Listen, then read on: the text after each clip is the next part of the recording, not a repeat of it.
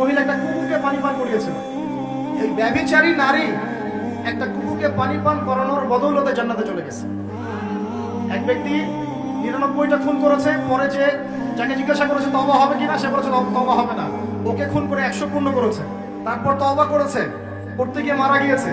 আল্লাহ পাক ফেরেশতা থেকে বলেছেন রাস্তা মেপে দেখো, তওবার রাস্তাটা বেশি লম্বা না তার পিছনের রাস্তা বেশি লম্বা। আল্লাহ পাক জমিনকে আদেশ করেছেন তুমি লম্বা হয়ে যাও, জমিন লম্বা হয়ে গেছে।